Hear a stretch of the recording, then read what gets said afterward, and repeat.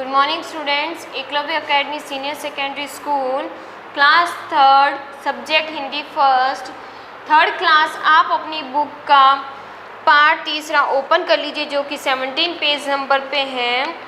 आज का हमारा पार्ट है सफ़ेद चूहा। देखिए आज का हम पाठ प्रवेश पढ़ते हैं। आपने तरह तरह के चूहे देखे होंगे, कुछ चूहे बड़े होते हैं और कुछ छोटे। क्या आप जानते हैं कि चूहे भी कई रंगों के होते हैं? यदि नहीं तो आप यह भी नहीं जानते होंगे कि भूरे और सफ़ेद चूहों में क्या अंतर होता है। चलिए आज हम जानते हैं। पाठ की शुरुआत हो रही है। Third class. तानिया गहरी नींद में सोई हुई थी। उसने सपने में देखा कि एक बहुत ही सुंदर और सफ़ेद नौजवान चूहा था। जब उसकी उम्र शादी के लायक हो गई तो उसके माँ बाप ने उसके लिए दुल्हन ढूंढनी शुरू कर दी। तानिया एक लड़की का नाम है। वो गहरी नींद में सो रही थी। तब उसने देखा कि उसने एक सपना देखा। सपने में क्या था? एक चूहा था सफ़ेद रंग का, बहुत ही सुंदर था। वो जब नौजवान यानी कि वो शादी के लायक हो गया, बड़ा हो गया, तब उसके माता पिता उसके लिए लड़की ढूंढ रहे थे। उन्हें कोई दुल्हन पसंद नहीं आई। उसके माता पिता ने सोचा कि वह सूर्य के पास जाकर उससे पूछेंगे कि क्या उनके बेटे के लिए उनके परिवार में कोई दुल्हन है। उन्होंने कई दुल्हन देखी लेकिन उन्हें कोई दुल्हन पसंद नहीं आई। तब उन्होंने सोचा कि वो सूर्य के पास यानी कि जो आसमान में सूर्य हमें दिखाई देता उनके पास जाकर पूछें कि क्या मेरे बेटे के लिए कोई योग्य दुल्हन है या नहीं।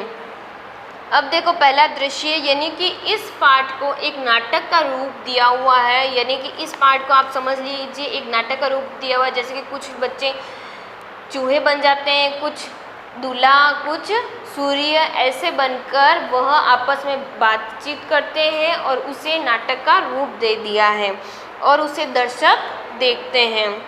चूहे की माँ। अब देखो चूहे की माँ क्या बोलती है? आप हमारे बेटे के लिए कोई ऐसी दुल्हन बताइए जो हमारे घर से मेल खाए।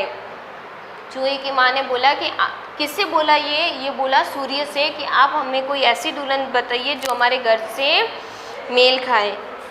चूहे के पिता बोलते हैं हमें ऐसा लगता है कि आपका परिवार हमारे बेटे के लिए अच्छा रहेगा क्योंकि आपका परिवार दुनिया में सबसे ताकतवर है।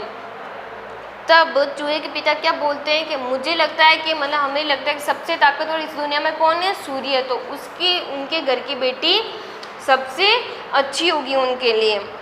फिर देखो सूर्य क्या बोलते हैं? हंसते हुए सूर्य को हंसी आ जाती है और हंसते हुए बोलते हैं आप गलत घर में आ गए क्योंकि आंधी तूफान का परिवार मुझसे भी ज़्यादा ताकतवर है। अब देखो सूर्य से भी ज़्यादा ताकतवर क्या है इस दुनिया में? आंधी और तूफान। चूहे की माँ, क्या आप तूफान से ज़्यादा ताकतवर नहीं हो? लेकिन हम तो यही सोचते सबसे ज़्यादा इस दुनिया में ताकतवर कौन है? सूर्य। फिर सूर्य बोलते हैं जब आंधी चलती है तो वो पूरी पृथ्वी को धूल से ढक देती है, यहाँ तक कि मेरी आंखों में भी मिट्टी चली जाती है। अब आप ही बताइए कि कौन ताकतवर है? जब आंधी चलती है तो क्या हमें सूर्य दिखाई देता है? सूर्य की रोशनी उतनी तेज होती है आंधी में भी, तूफान में भी। देखना आप कभी आंधी और तूफान चलती है तो पूरा सब कुछ हमें धुंधला धुंधला नज़र आने लगता है और हमें सूर्य बहुत कम दिखाई देता है, उनकी रोशनी बहुत ज़्यादा कम हो जाती है। तो वो ताकतवर कौन हुआ? चूहे के पिता, धन्यवाद, हम चलते और आंधी जी से रिश्ते की बात करते। उन्होंने बोला कि ठीक है हम चलते और किससे बात करेंगे रिश्ते की? आंधी से। दूसरा दृश्य। अब दूसरा दृश्य है, इसमें ये किसके घर गए हैं? आंधी के। चूहे के पिता, आंधी जी क्या हम अंदर आ सकते हैं? आंधी बोलती है आइए आइए आपका स्वागत है, आइए बैठिए। ये तो हम सब में होना चाहिए कि हमारे घर पर कोई भी मेहमान आए, कोई भी आए बाहर से, तो हमें उनका बहुत ही अच्छे से स्वागत करना चाहिए, है ना। आप भी अभी अगर आपके घर के बच्चे, आप कहीं जाते हैं वहाँ के घर के बच्चे आपका बहुत अच्छे से स्वागत करें तो उन बच्चों को कितना अच्छा माना जाता है। सोचिए वह बच्चों में कितना अच्छा आदर प्रेम भाव है जो अपने से बड़ों का और मेहमानों का इतने अच्छे से स्वागत करते हैं, है ना। अब आगे देखो चूहे की माँ बोलती है आंधी जी हम अपने बेटे के लिए लड़की ढूंढ रहे हैं। हम सूर्य जी के घर गए थे लेकिन उन्होंने कहा कि आप उनसे भी ज़्यादा ताकतवर हैं, इसलिए हम आपके पास आपके परिवार की लड़की अपने बेटे के लिए देखने आए हैं। क्यों गए थे वो आंधी जी के घर? क्योंकि उन्होंने सूर्य ने बताया था मुझसे भी ज़्यादा ताकतवर कौन है? आंधी। और वो अपने बेटे के रिश्ते के लिए गए थे।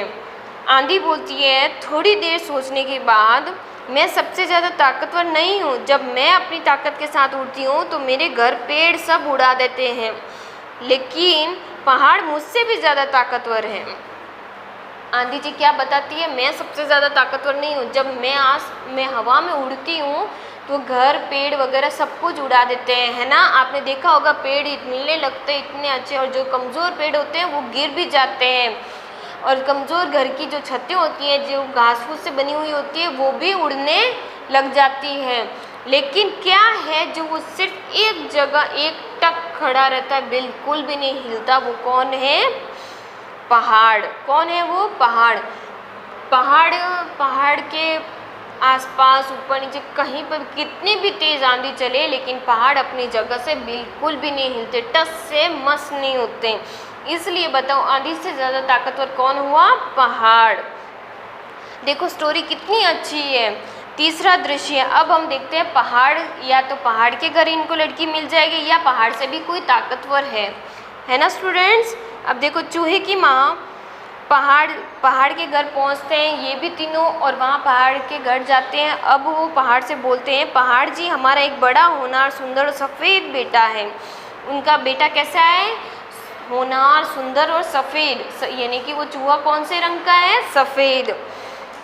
उसकी शादी के लिए हम लड़की देख रहे हैं। हमें आंधी जी ने बताया कि आप सबसे ताकतवर हो, तो क्या हम आपके परिवार की लड़की से अपने बेटे की शादी करवा सकते हैं? पूछते हैं क्या हम आपके परिवार की लड़की हमारे बेटे से शादी करवा सकते हैं? अब देखो पहाड़ क्या बोलते हैं, कोई मुझसे भी ज़्यादा ताकतवर है। वे मेरे जड़ों को दिन रात खोदते रहते हैं। उन्होंने मुझ में कितने छेद कर दिए हैं। मुझे लगता है ऐसे ही खोदते रहे तो एक दिन मुझे गिरा देंगे। उनका परिवार बहुत ताकतवर है, आप एक बार उनसे बात करके देख लीजिए। फिर देखो पहाड़ क्या बोलता है, कोई ऐसा है जो मुझसे भी ज़्यादा ताकतवर है और दिन रात मुझे खोदने में लगते हैं, और मेरे अंदर का क्या पता न जाने कितने छेद कर दिए हैं। इसलिए वो पहाड़ को लगता है कि कोई उससे भी ज़्यादा ताकतवर है। एक ऐसा पहाड़, मतलब हमारी दुनिया में ऐसे कई सारे पहाड़ हैं जो एक तक खड़े रहते हैं, एक जगह खड़े रहते हैं, ना तो गिरते हैं ना ही हिलते हैं। लेकिन कोई ऐसा है जो इनको दिन रात खोदता रहता है और छोटे छोटे खूब सारे छेद कर दिए हैं। अगर ये छेद बढ़ जाते हैं नीचे से तो पहाड़ ऊपर से ज़रूर गिर जाएगा। तो अब देखो चूहे के पिता, इतना ताकतवर कौन है और कहाँ मिलेगा? पहाड़ बोलते हैं नीचे की तरफ। पहाड़ क्या इशारा करता है? नीचे की तरफ इशारा करते हुए बोलते हैं मेरे पैरों के पास। चूहे की माँ, क्यों? अरे यह तो चूहों का घर है। चूहे की माँ देखती है, अरे ये तो किसका घर है? चूहों का। आपको पता है चूहे जब ज़मीन खोदते हैं तो खूब सारे छोटे छोटे बिल बना देते हैं, तो वो ऊपर से वो ज़मीन खोखली हो जाती है। अब हम भी सोच रहे दुनिया में ऐसे कितने सारे चूहे हैं, तो वो पहाड़ को कितना खोदते होंगे। अब देखो चौथे घर, वो किसके घर जाते हैं? चूहों के घर। चूहों के माता पिता दरवाज़ा खटखटाते हैं और एक चूहा आकर दरवाज़ा खोलता है। चूहे के माता पिता अंदर जाकर बैठ जाते हैं। चूहे की माँ बोलती है, देखो जी हमारा केवल एक ही बेटा है, उसका रंग बिल्कुल सफ़ेद है, उसके अंदर बहुत अच्छे गुण है, उसे देखते ही हर चूहा डरकर भाग जाता है। हमारी इच्छा है कि उसकी शादी किसी ताकतवर घर में करें। बहुत दिनों तक हम इधर उधर भटक रहे हैं, बाद में हमें पता लगा कि हमसे ताकतवर तो कोई है ही नहीं। आपके परिवार में आप सबका रंग सफ़ेद है, बेटा भी सफ़ेद रंग की है, बेटी भी सफ़ेद रंग की, इसलिए हम आपकी सफ़ेद बेटी को दुल्हन बनाकर ले जाना चाहते हैं। दोनों की जोड़ी खूब जमेगी। सफ़ेद चूहिया, फिर देखो वो क्या बोलते हैं कि हमें तो पता भी नहीं था, चूहों को पता भी नहीं था कि उनसे ज़्यादा ताकतवर कोई नहीं। उन्होंने सोचा सूर्य है सबसे ज़्यादा ताकतवर, सूर्य ने बताया आंधी है, आंधी ने क्या बताया? पहाड़ है, और पहाड़ ने क्या बताया? चूहे हैं। यानी कि चूहे ही वो उनके कहने का मतलब चूहे ही सबसे ज़्यादा ताकतवर हैं। अब देखो सफ़ेद चूहिया के पिता बोलते हैं, हमें भी ऐसे ही दामाद की तलाश थी। हमारे लिए इससे बड़ी खुशी की बात क्या होगी कि घर बैठे इतने अच्छे मेहमान मिल जाए। अब एक बेटे के पिता के लिए सबसे अच्छी बात क्या होती है? कि घर पर ही बैठे हैं और अचानक से उनकी बेटी के लिए सबसे अच्छा योग्य वर अगर दूल्हा घर पर ही आ जाए तो इससे खुशी की बात क्या होगी। चूहिया और चूहे के पिता ने एक दूसरे को गले लगाया और खुश हुए। दोनों परिवार ने दावत दी और चूहे व चूहिया की शादी करवा दी। उसके बाद तानिया की आँख खुल गई और वह बहुत खुश थी। इस तरह से हमारा पाठ पूरा होता है। इस पाठ को आपको पढ़ना है और आपको सभी को बताना है कि हमने किस तरह जाना कौन किससे ज़्यादा ताकतवर है।